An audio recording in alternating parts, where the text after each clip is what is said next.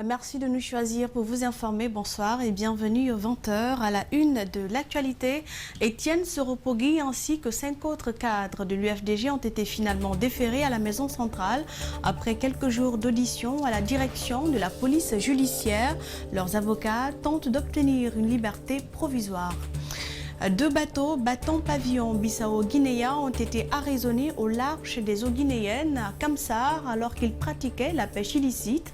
Une opération réussie grâce au Centre national de surveillance des pêches. Et puis, Diarra Girassi devient la toute nouvelle secrétaire générale du syndicat de la presse privée de Guinée. En remplacement de Sidi Diallo, elle compte retrousser les manches pour défendre les intérêts des journalistes.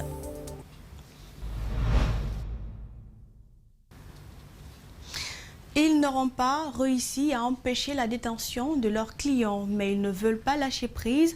Maître Salifou Beyavogui et ses confrères vont utiliser les procédures à leur portée pour tenter d'obtenir une liberté provisoire avant le dénouement du dossier. Faut-il rappeler que 5 cadres de l'UFDG et Étienne Soropogui, après quelques jours d'audition à la direction de la police judiciaire, ont été finalement déférés à la maison centrale. Mamadou Sadio Baldé, Aboubakar Keke Bangoura pour plus de détails. Il se dit avocat des causes justes. C'est comme ça qu'il se définit désormais au milieu de la multitude de dossiers qu'il affronte. Cette fois-ci, Maître Béa et ses collègues ont pour mission de défendre 4 responsables de l'UFDG plus Étienne Soropogui, président du mouvement Nos Valeurs Communes. Pour le moment, les nouvelles ne sont pas rassurantes. Alors, ils ont tous été déférés.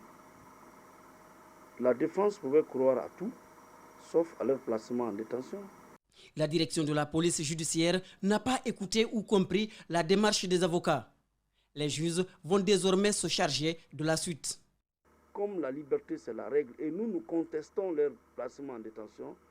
Les avocats ne manquent pas d'outils pour tenter d'obtenir la liberté provisoire de leurs clients. Ils vont explorer toutes les pistes. Dès ce matin, nous avons déjà déposé notre lettre d'appel et nous utiliserons les dispositions pertinentes en la matière pour obtenir leur remise en liberté devant la chambre de contrôle de l'instruction. Parce que quand un juge d'instruction place un inculpé, soit il le libère d'office ou sur la demande de l'inculpé, ou à défaut l'inculpé lui-même fait appel et conteste les motifs de son placement en détention et par la procédure ordinaire ou par un référé pénal. Qu'ils obtiennent leur liberté ou pas, les interrogations vont se poursuivre pour décider de la suite à donner sur les charges qui pèsent contre eux. C'est un dossier qui est pris en information judiciaire, donc forcément nos clients défileront un à un devant le juge d'instruction pour livrer leur part de vérité, pour être interrogés au fond. À la suite de cet interrogatoire, le juge pourra voir les charges et les contre-charges. Ils sont accusés de troubles à l'ordre public, association de malfaiteurs ou fabrication et détention d'armes illégales. Une mission conjointe d'observation électorale de la diaspora africaine en Europe a rendu public son rapport sur le déroulement des doubles scrutins du 22 mars et l'élection présidentielle du 18 octobre 2020. Ces observateurs saluent un bon déroulement des scrutins et condamnent l'attitude de l'Union européenne. Par ailleurs, il compte décerner au président de la République le Grand Prix de la liberté d'expression et du respect des droits de l'homme. Alceni Bari commente les images de nos confrères d'Évasion Guinée. Suivez. Cette mission conjointe d'observation électorale de la diaspora africaine en Europe a séjourné pendant une année dans notre pays, avec pour base la ville de Cancan. Durant le double scrutin législatif et référendaire et l'élection présidentielle, elle a déployé 25 observateurs à Cancan, Massanta, Kouroussa et Nzerekore. Elle note un bon déroulement des scrutins, une bonne organisation et des résultats fiables. Il condamne par ailleurs l'attitude de l'Union européenne. Nous avons vu vraiment que ici, l'opposition est libre de s'exprimer. L'opposition décide quand il veut marcher, il marche. Contrairement à certains pays, les pays même de la sous-région, que soit l'opposition est toujours en exil, soit l'opposition est en prison, Et le parti au pouvoir, ceux-là travaillent librement. Mais ici en Guinée, c'est le contraire. Il compte décerner une satisfaction au président de la République pour son effort dans la promotion de la paix, de la liberté d'expression et du respect des droits de l'homme. On a décidé vraiment pour que le président de l'Assemblée nationale soit le parrain de la cérémonie du Grand Prix, le Grand Prix de la liberté d'expression et des droits de l'homme. Donc le professeur Alpha Condé est le récipiendaire. Alpha Condé a remporté ce prix devant les autres présidents de l'Afrique de l'Ouest. Le Centre national de surveillance des pêches vient d'arraisonner 2 bateaux au large des eaux guinéennes dans la zone de Kamsar, battant pavillon bissau-guinéen. Ces 2 navires pratiquaient la pêche illicite dans les côtes. L'opération d'arraisonnement a été réussie grâce à la collaboration entre les services du ministère des Pêches et la Marine nationale. Idrissa Barré et Amara Alex Silla. Les navires dont il s'agit sont Yang Ming 8002 et Yang Ming 32. C'est à travers un partage d'informations que le Centre national de surveillance des pêches, à travers sa cellule de débarquement de la lutte contre la pêche INN, a lancé une mission de traque des navires dans les côtes guinéennes.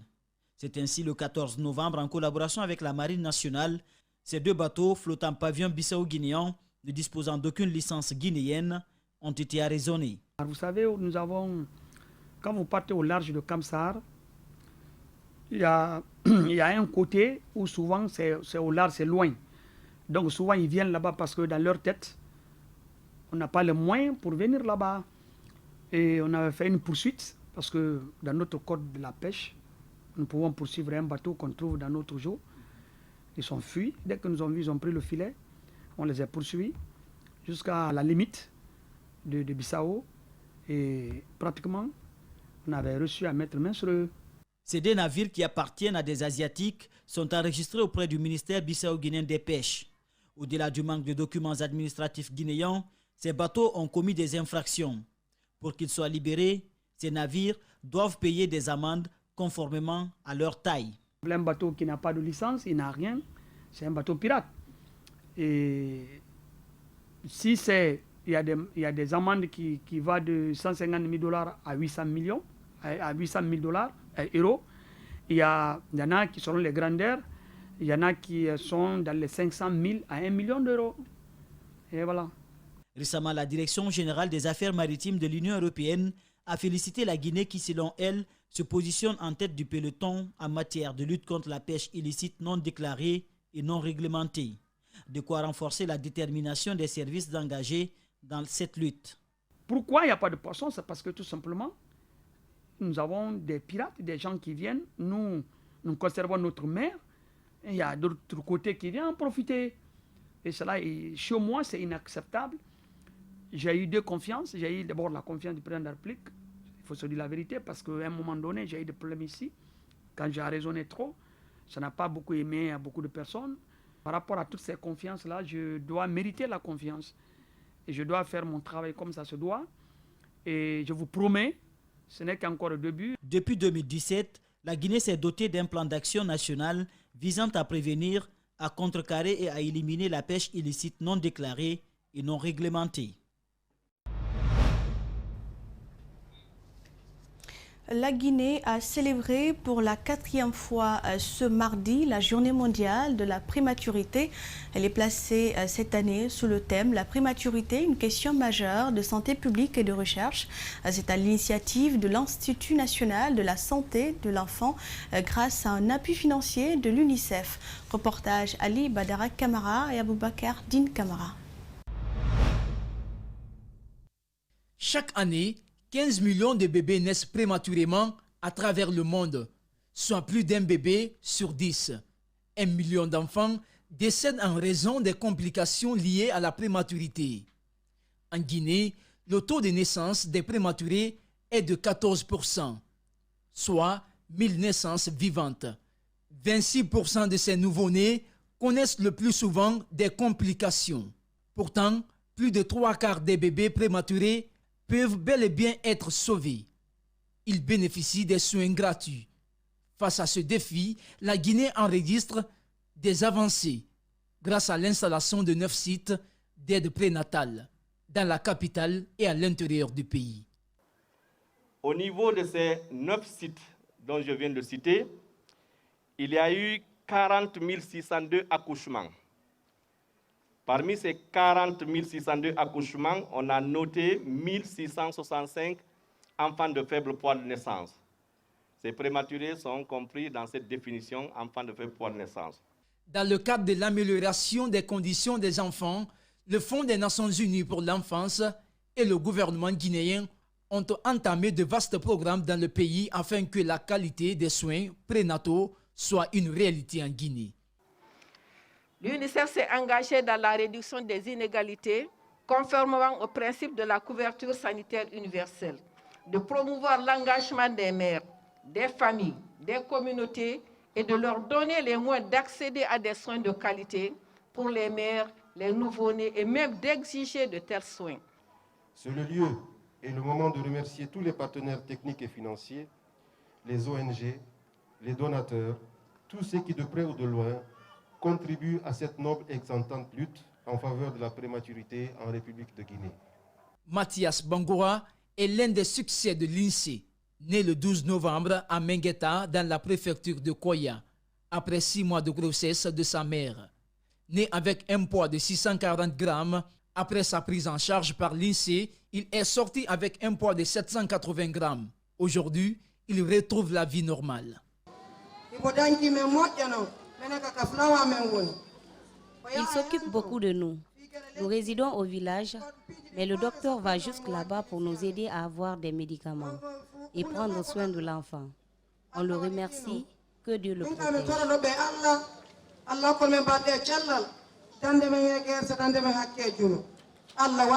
Dans le monde, la prématurité est la première cause de la mortalité infantile. L'Organisation mondiale de la santé, à travers sa représentante, invite toutes les parties prenantes à lutter contre ces fléaux. Un reportage signé Ali Badara Camara. Tout autre sujet dans ce journal, la problématique des incendies électriques en Guinée. On en parle, de nombreux foyers ont été endeuillés récemment par des incendies. Des cas d'incendie et les courts-circuits sont pour beaucoup à l'origine des drames. Que faut-il faire pour éviter ces incidents? Que doivent faire les pouvoirs publics? Un spécialiste de prévention des risques et des catastrophes tente de répondre à ces questions. Djibril Ba et Ibrahima Souma sont allés à sa rencontre. Voici le reportage. Ils sont nombreux les Guinéens choqués par l'incendie qui s'est produit à Yimbaya dimanche dernier. À la rencontre de Keita, spécialiste en prévention des risques et des catastrophes, il explique que la problématique de la gestion de l'énergie en Guinée ne tient pas compte des réalités actuelles. Au regard de l'évolution des méthodes d'exploitation modernes des réseaux et de l'évolution sans cesse du besoin des clients, et il va sans dire que l'aspect sécuritaire prennent une place de choix dans n'importe quelle loi qui doit gouverner ces secteurs. De nombreux cas d'incendie ont endeuillé des familles dans la capitale. Triste réalité, selon ces spécialistes, l'État doit prendre sa responsabilité dans la réglementation des installations électriques, puis renforcer les connaissances des agents dans l'installation électrique. Cependant, il n'y a pas que ça seulement. Aux importateurs, d'importer des matériels de bonne qualité qui sont appropriés à une bonne installation. Aux utilisateurs d'utiliser l'électricité avec beaucoup plus de responsabilité. Éviter de surcharger les appareillages, éviter de brancher ou de laisser brancher les appareils en l'absence de l'électricité. Notre interlocuteur invite les consommateurs à utiliser à bon escient l'électricité. Éviter des mauvais comportements de nature à favoriser des incendies. Quand nous assistons à l'écrasement de certains conducteurs ou de certains câbles par nos armoires ou bien des tables qui écrasent et détruisent complètement l'isolation. Et quand l'isolation est détruite, les deux conducteurs qui sont à l'intérieur du même câble peuvent se toucher. Quand ils sont sous tension, c'est ce qui provoque le court-circuit. Conakry connaît ces derniers temps une démographie galopante. Les conditions d'utilisation de l'électricité doivent amener les autorités à intégrer les besoins de la population. Contrairement aux années précédentes, il relève du constat que les habitants de la capitale connaissent une amélioration de la desserte en électricité. Un changement à la tête du syndicat de la presse privée de Guinée, je vous l'annonçais. Sidi Diallo, qui a rendu démission récemment, a officiellement passé la main à Diarra Guirassy. La nouvelle secrétaire générale promet d'être à la hauteur des attentes des journalistes syndiqués. La cérémonie s'est déroulée à la maison de la presse ici à Conakry. Rosaline Goto Monemou et Aluba y étaient suivis. Depuis près de 5 ans, le secrétaire général sortant de la presse privée de Guinée est sur le terrain avec son équipe pour défendre la liberté de la presse dans le pays. Après enquête, souvenez-vous, nous étions en 2015 sur 30 radios. À l'époque, il n'y avait que 2 radios qui signaient des contrats de travail avec les journalistes. Il n'y avait que 3 radios qui assuraient les journalistes à la Caisse nationale de sécurité sociale ou dans une banque d'assurance. Et il n'y avait que 11 qui respectait le SMIC. On a pris comme bâton de pèlerin, surtout objectif réel, la mise en place d'une convention collective pour la presse privée. Dieu merci, aujourd'hui à date, nous sommes déjà à 80% pour la réalisation, pour la signature de cette convention collective. C'est avec émotion que Sidi Diallo se retire de la gestion de la lutte syndicale pour une autre aventure. Désormais, patron de presse, il rassure toutefois de sa disponibilité à toujours accompagner les journalistes dans leur combat. Je quitte d'une chambre pour une autre chambre de la même maison. Mais soyez rassurés, mes chers amis, que c'est le même Sidi Diallo qui va continuer à vous accompagner. C'est pourquoi je dirais à l'équipe rentrante que je serai entièrement à leur disposition. Auparavant, secrétaire générale adjointe du syndicat de la presse privée de Guinée, Diarra Guirassy prend désormais les destinées de ce syndicat. Elle promet de relever les défis pour qu'enfin, les journalistes puissent être respectés dans l'exercice de leur métier. Pour cela, elle compte sur la collaboration de tous. C'est un combat qui est continuel. Mais nous, avec mon équipe, nous allons tout faire pour que ce combat soit une réalité et que, à travers la mise en œuvre, à travers la signature de la convention collective, que les journalistes disent enfin, nous sommes valorisés dans notre pays. Le secrétaire général sortant a remis à la nouvelle promue le cachet de l'institution. Et c'est Sekou Djamal Bendessa, premier secrétaire chargé des négociations, qui a eu la charge d'introniser Diarra Guirassy dans sa nouvelle fonction.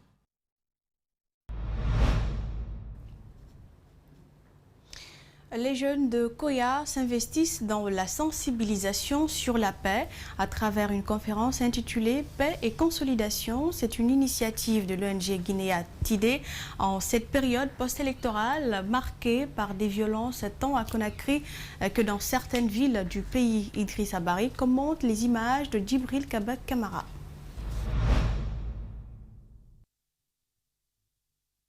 Pas de développement communautaire sans la paix. Conscientes de cette réalité, des jeunes filles ont décidé de se mobiliser en association dénommée Guinea Tidé pour promouvoir la paix et la quiétude sociale. Pour cela, elles ont organisé une conférence à Koya. Nous avons eu l'idée de faire cette conférence sous le thème la paix et la consolidation, en faisant allusion à tout ce qui se passe maintenant dans le pays, précisément à Koya. Nous avons vraiment remarqué que Koya est une préfecture qui est sur tension dans ces derniers temps. Et nous voulons vraiment que la bonne cohabitation et l'entente qui régnait entre les populations de Koya reviennent encore comme d'habitude. Et c'est quelque chose qui n'est pas possible sans les filles et les fils de Koya. Au lendemain du scrutin présidentiel du 18 octobre dernier, la Guinée a vibré au rythme des violences post-électorales qui souvent ont occasionné des dégâts humains et matériels importants. Souvent, ce sont les jeunes qui sont exposés à ces violences, d'où l'invite de cet administrateur civil de Koya. Une telle manifestation pour, n'est-ce pas, maintenir la paix et la quiétude sociale à Koya ravit à plus d'un titre la préfecture, surtout que c'est une préfecture qui constitue un réceptacle. Les hommes sont venus d'un peu partout. On dit Sumbuya. C'est pourquoi nous encourageons ces jeunes filles à vraiment multiplier les efforts pour amener beaucoup de filles ou beaucoup de femmes pour qu'il y ait un nombre pléthorique de femmes qui adhèrent vraiment à cette conception de maintien de paix. Au cours de cette conférence, les filles membres de cette ONG ont, à travers un sketch, sensibilisé sur la coexistence pacifique et le renforcement du tissu social entre tous les Guinéens.